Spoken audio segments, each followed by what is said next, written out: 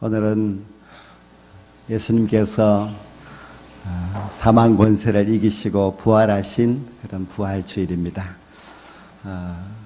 우리가 교회를 다니면서도 부활을 믿지 않는 그런 사람들도 있습니다. 우리 기독교는 부활의 종교입니다. 우리 기독교는 사람이 죽으면 끝나지 않고 다시 살아난다는 부활의 교리를 가지고 있습니다. 다른 어떤 종교에도 없는 부활 신앙을 우리가 갖고 있습니다.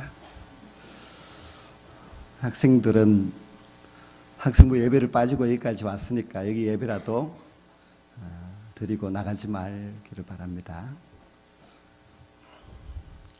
그래서 우리는 이 부활의 신앙, 이것을 참 중요하게 생각을 해야만 합니다. 우리가 고백하는 사도신경 신앙 고백의 마지막도 몸의 부활과 영생을 믿습니다. 그렇게 되어 있습니다. 우리가 물론 다른 신앙의 고백들도 다 중요하지만은 몸의 부활과 영생을 믿는 것, 이것은 우리가 다른 어떤 신앙의 고백보다도 중요한 것은 우리가 장차 몸이 부활하여서 영생의 나라에 들어갈 것이기 때문에 그 믿음을 가져야 됩니다. 우리는 신앙생활 하면서 몸의 부활과 영생을 믿지 않는다면은 사실 구원받을 필요가 없습니다. 우리가 구태여 구원받을 필요가 없다면은 사실 예수를 믿을 필요도 없는 것입니다. 우리는 예수님을 믿는 그 목적이 무엇인가 하면은 예수 믿고 구원받기 위해서입니다. 우리가 목표하는 바가 무엇인가 하면은 예수 믿고 구원받아서 영원한 천국에 들어가기 위함입니다. 이 자리에 참여한 우리 모든 성도들은 예수 그리스도를 구주로 믿고 계시는 줄 믿습니다. 예수 그리스도를 구주로 믿는 주의 백성들은 이 땅에서 살다가 이 세상의 삶이 끝이 나면은 하나님이 우리를 위하여서 준비하신 영원한 나라, 우리의 몸이 부활하여서 들어가는 영원한 천국에 들어가게 될 줄로 믿습니다. 우리 중에서도 이제 부활을 믿지 않는 사람들도 있을 수 있는데요.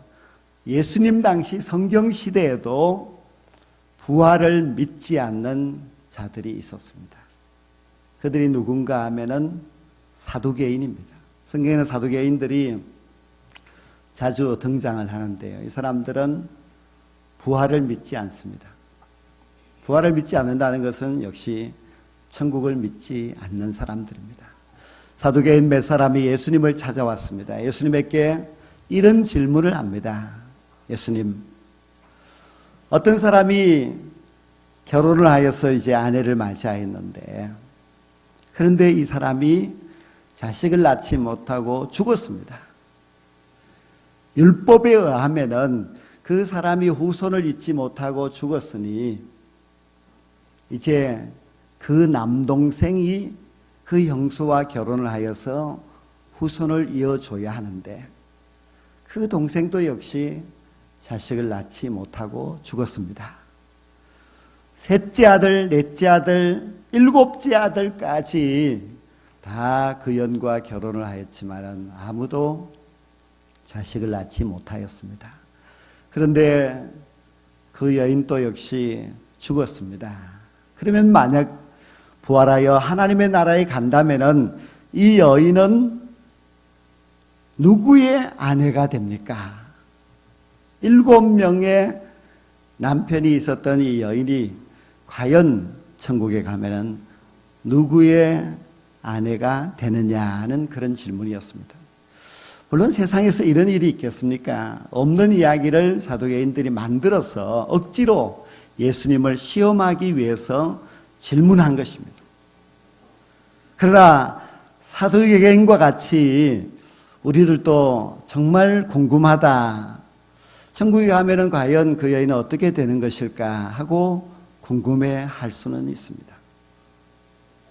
사두개인들은 이런 질문을 통해서 이것은 도저히 이루어질 수 없는 일이기 때문에 천국에는 부활도 없고 천국이라고 하는 것도 없다.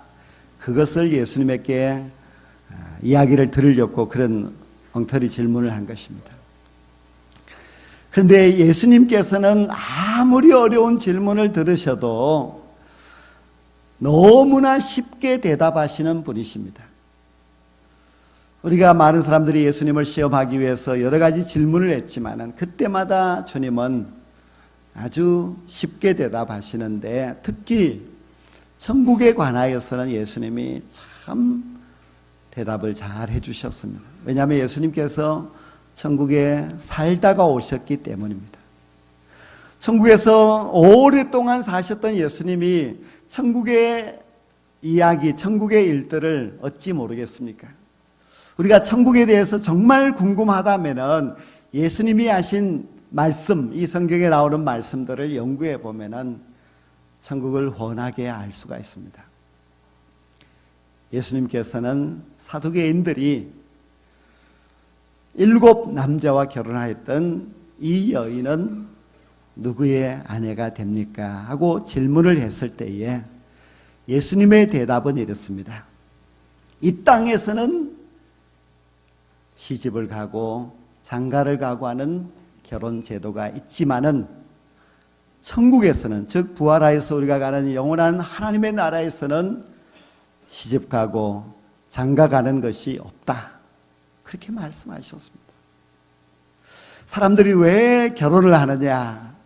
그 결혼의 목적이 무엇인가 하면 성경에서는 하나님께서 천지를 창조하시고 나서 두 부부를 맺어주시면서 생육하고 번성하여 땅에 충만하라고 말씀하셨습니다. 즉 결혼은 생육, 즉 자녀를 낳고 하기 위해서입니다. 그러면 천국에도 자녀를 낳느냐? 낳지 않습니다. 천국에는 이미 이 땅에서 믿음으로 산 사람들이 들어가는 곳이기 때문에 거기는 더 이상의 생육과 번성이 있을 수가 없습니다. 그러므로 결혼은 필요 없다는 것입니다. 또 사람들이 왜 결혼을 하는가 하면은 행복해지려고 결혼합니다. 두 사람이 서로 사랑하면서 서로 의지하고 행복하게 살려고 결혼을 하는데요. 천국에는 이미 이 세상이 준비해 놓은 그런 모든 행복과 기쁨과는 비교할 수 없는 그런 행복과 기쁨이 천국에는 있습니다. 꼭 한 사람이 한 사람을 만나서 서로가 도와주고 서로 간에 행복해주고 하는 그러한 것이 천국에는 필요 없다는 것입니다. 하나님이 준비하신 기쁨과 그 행복은 우리가 상상할 수 없는 것이기 때문에 그러므로 결혼 제도가 필요 없다는 것입니다. 또 사람들은 왜 결혼하는가? 육체적 쾌락을 위해서 결혼을 하는 경우도 많지요.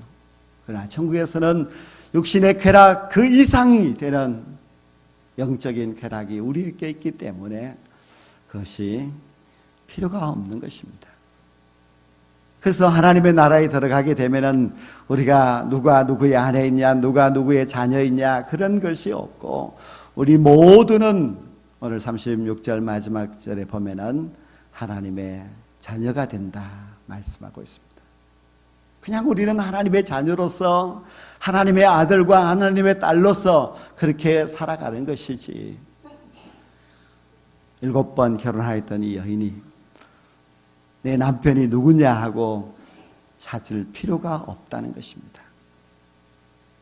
천국에서는 하나님의 귀한 자녀들이 되었어요. 하나님의 자녀로서 아름답게 살아갑니다. 제가 이런 말씀을 들으면 아주 금술이 좋은 부부들은 참 안타깝다. 거기 가서도 같이 살아야 되는데 왜 거기는 또 부부 제도가 없을까? 이렇게 생각하는 사람들도 있지요.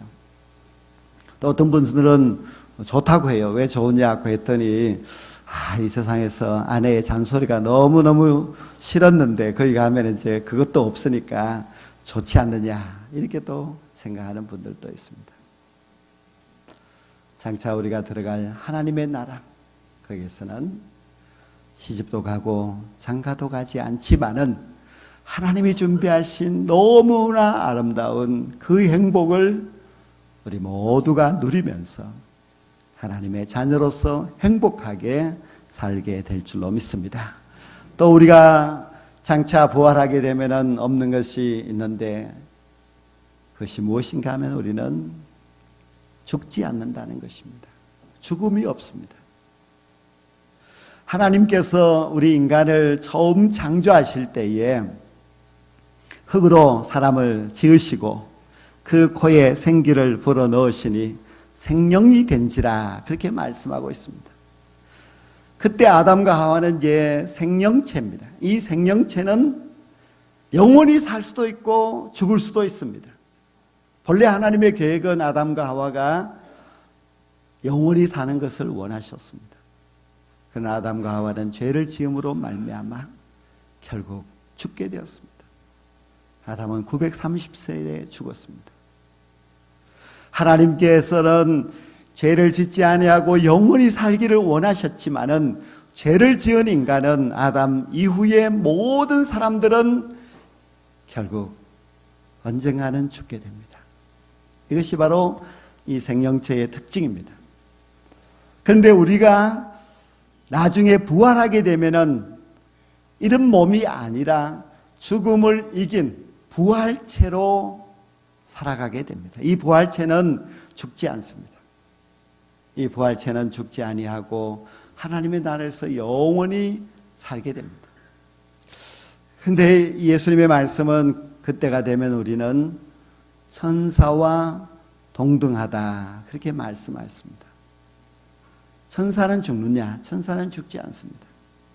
하나님께서 그 옛날 우리 인간을 창조하시기 전에 천사를 창조하셨는데 그때부터 천사는 시집도 가고 장가도 가지 아니하고 지금까지 살고 있고 그리고 천사는 죽지 않습니다. 즉 우리가 부활체가 되어서 하나님의 나라에 들어가게 되면은 우리는 죽지 않습니다. 질병도 없고 고통도 없고 그리고 주님과 함께 우리가 영생 복락을 누리며 살아가게 됩니다. 예수님께서 천사와 동등하다 그렇게 말씀하셨는데 이 천사는 우리 이 육신을 갖고 있는 우리 생명체와 다르게 영체입니다. 영체는 결국 죽지 않는다는 것입니다. 바울 사도는 우리가 육신이 죽고 다시 사는 것을 육신의 몸으로 심고 신령한 몸으로 다시 사나니 그렇게 말하였습니다. 신령한 몸, 그 신령한 몸으로 우리가 변화되어서 살게 됩니다. 신령한 몸은 절대로 죽지 않습니다. 그런데 우리가 하나님의 나라에 들어가게 되면은 이제 천사와 우리와의 관계는 어떡하냐? 시편의 말씀에 보면은 우리를 천사보다 조금 못하게 하시고 영화와 종기로 관을 씌우셨나이다 고 했습니다. 이 말씀으로 본다면 우리가 천사보다 못한 것 같지만은 그러나 주님의 말씀 우리가 천사와 동등하다고 하였고 그 특권에 있어서는 천사보다 우리가 낫습니다. 천사가 아마 우리를 시중 들고 도와주고 할 것입니다.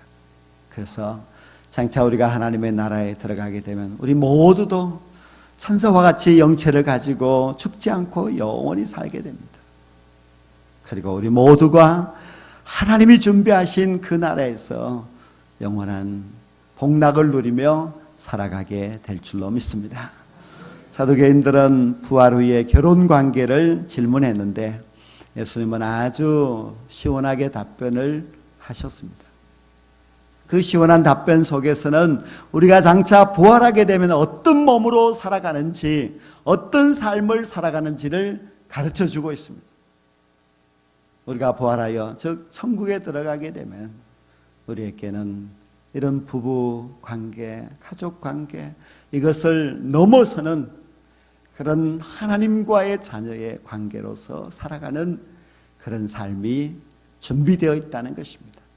뿐만 아니라 우리는 영원히 죽지 않는 그런 영체의 몸을, 부활체의 몸을 갖고 살아가게 됩니다. 그리고 우리도 천사와 동등하기 때문에 공간을 초월하면서 살아갈 수 있는 그런 몸이 됩니다. 그리고 또 중요한 것은 우리가 다 하나님의 아들, 딸로서 살아가게 됩니다. 우리 모두는 서로 형제와 자매가 되어서 살아가게 되는 것. 그것이 바로 천국에서의 우리의 삶입니다. 성경의 말씀에 보면은 예수님께서는 잠자는 자들의 첫 열매가 되셨다고 말씀하고 있습니다. 잠잔다고 하는 것은 죽은 것을 말하는데요, 죽은 자들의 첫 열매가 예수님입니다.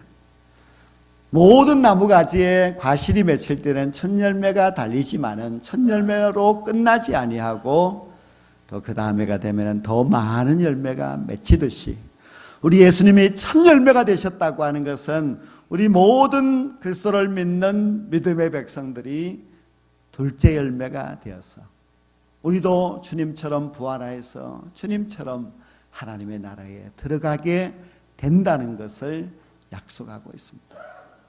예수님께서 부활하셔서 그 몸으로 하나님의 나라에 들어가신 것처럼 우리 모두 예수를 믿는 성도들은 언젠가는 부활하여서 이제는 부활의 몸으로 하나님이 우리를 위하여서 준비하신 나라에 들어가서 살게 됩니다.